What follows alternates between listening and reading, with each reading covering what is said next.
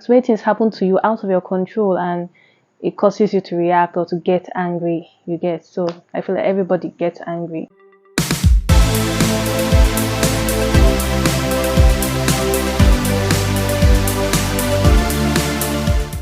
Hello guys, welcome back to our channel. If you're new here, I am Dara Ajayi, and I'm glad to have you here. So please subscribe, okay, so you can get more content from us.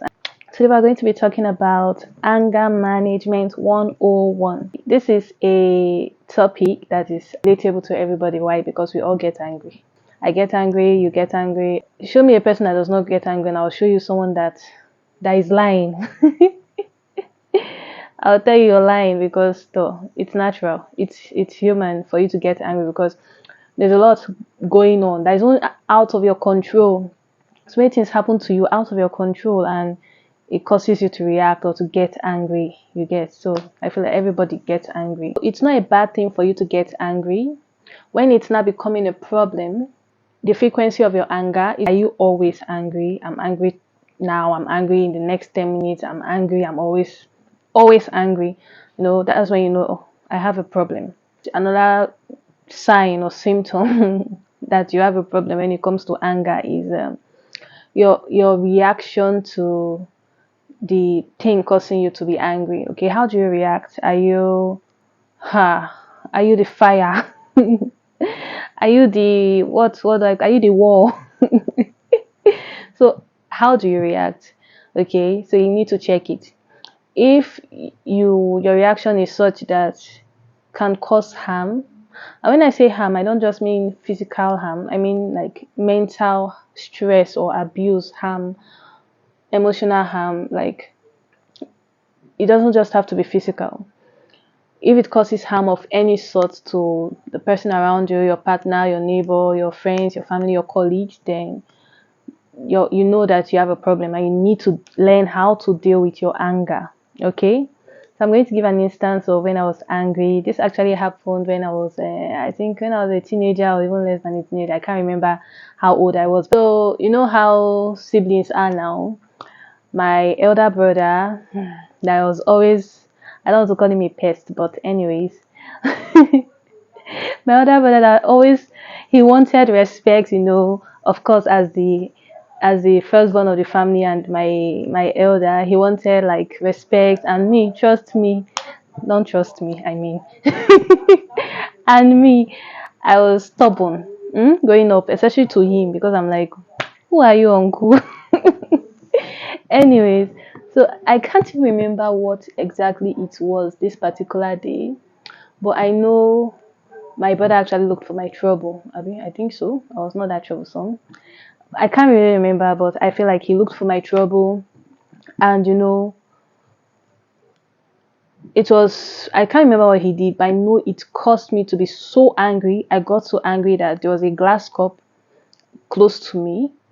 I took the glass cup, I smashed it on the wall, and I was going to use the broken piece to like hurt my brother, to pierce his hand or some, just pierce him. And that was when my mom, I think, yeah, it was my mom. She just stepped in between us, then I injured her. And at that point, I didn't want to hear, like, I didn't want to, I was angry. I know this memory has been with me a long time, because after I felt bad at what I've done to my mom out of anger. Yes, it was not even directed at her, but because she stepped in at that moment and I couldn't control myself, I ended up harming her, hurting her. So that's what I'm talking about.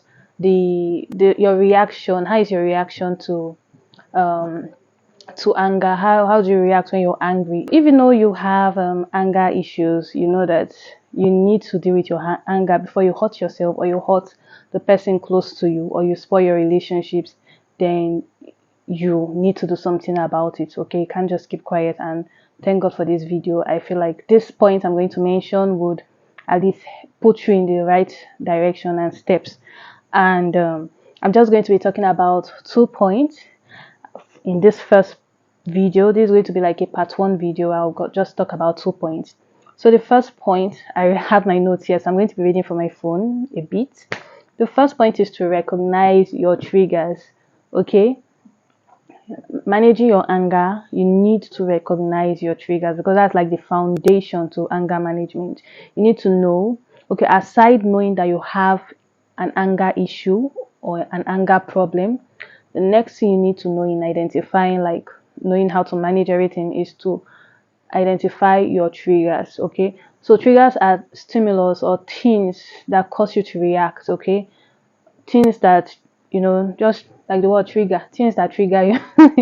Triggers are things around you, or even people around you, or situations you find yourself in that actually provoke you to anger or cause you to get angry. They actually provoke a reaction from you. Okay, so that's like the foundation to it. You have to recognize, oh, what are those things that actually make me angry? Is it the tone of voice of someone's voice, or is it actually the words the person used, or is it situations I find myself in? There are some people that actually get angry when their bank account is actually almost getting red, because they just get angry at situations, get angry at the fact that they don't have money, and so they transfer the anger or the aggression to people around them or anybody they just meet on the road. They are even angry with themselves, angry with God, angry with Nigeria, angry with everything. So it's important to notice it. Oh, do I usually get angry and hot when I'm almost getting broke? Or is it this person? Your trigger can be a person, it can be a colleague at work. Okay, so you have to, and it can be a trigger. Fine, you can avoid your triggers. Try your best to avoid situations that trigger you or provoke you. But then there are some of them that you can't avoid. You just have to deal with them. You just have to manage it, because if your trigger is actually someone you work with that is always saying things that you don't like or doing things you don't like and provoking you to anger, you can't avoid that person. It's your colleague, a team member. You have to work with the person. So in that case, you actually have to work with the person, communication can be helpful in such cases, to address that particular trigger. So it's important to recognize your trigger. What is making me angry? What is making me vexed? What is provoking me? Okay, so that would really help. And how do you recognize your triggers? You have to actually examine yourself. Think of past experiences when you've been angry, or what gets you really upset, what gets you in that mood that you are at the wall, you cannot just wait to explode. What actually puts you on edge? You have to, like, think back to past experiences. You can even ask people around you, your close ones, that what do you think about this anger issue I have? Why do you think, or what on in your own opinion, what do you think causes it, or what do you think I can do? They can also help give you insights that you need, honest insight and feedback. So you need to recognize your triggers, and you can do that by yourself or even by asking people around you. Okay, so that's the foundation. What is making you angry? You have to start at the root. Why am I always angry? What actually makes me angry? What makes me react? After you've actually identified or recognized your trigger. So if I know that my trigger is anytime I'm seeing that my money is actually decreasing, or my money is like, my bank account is turning red, and then it puts me on edge, and I'm at that point where if anybody just talks to me anyhow, I react, or I just flare up, then I know that, oh, this is actually what why this is the reason why. Point number 2 is take a step back. When I mean take a step back, I mean physically, yes, mentally take a step back. You can just leave that environment where that is making you angry, or that cause of your anger. Just leave that environment, just leave that thing, you know just step away, take a step back. That's just it. Okay, so if I'm arguing with this person and I'm getting angry, I notice I'm getting hot, the best thing in that instant, like they say, walk away. It doesn't mean you're weak. It doesn't mean you're stupid. It even means you're wise or intelligent, because you know that if you keep on arguing and you stay there, you get angrier. And when you're boiling this, you can do anything. So the best advice I'm giving to you is to take a step back. Okay, walk away.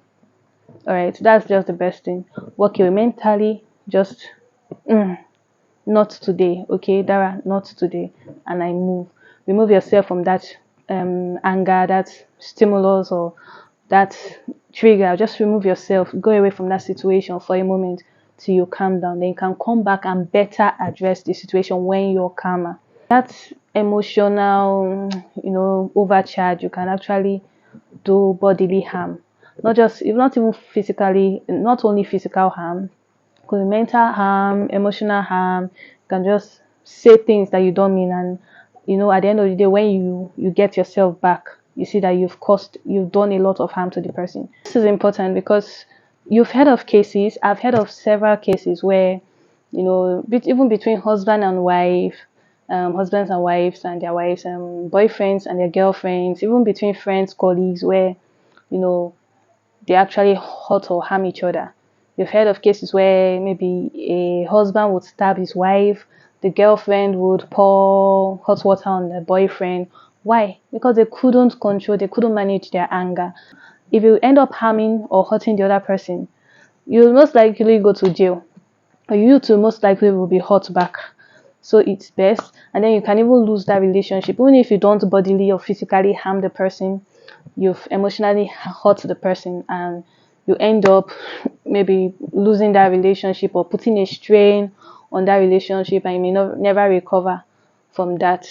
The another thing that can help you to take a step back is exercises, breathing exercises. You can do like relaxation exercises. There are sometimes you just count like 1 to 100 in your mind. You're like, or you just breathe in, take that deep breath, and you feel calmer. You get or if that is not helping, you can count 1 to 10 in your mind, or just remove yourself from that situation. Okay, so like what I wrote you, I said taking a step back doesn't mean that the issue is swept under the rug or ignored indefinitely. No, it's just like a temporary arrangement, kind of, to create headspace and to respond when you're calmer. That's just it. All right, so this is just part 1 of this video. We'll be doing a part 2, and hopefully Mr. Ajayi will be here to join me for part 2. All right, so stay tuned, and if you're not subscribed, like I said before, please subscribe. And to those of you that are still watching, thank you for watching.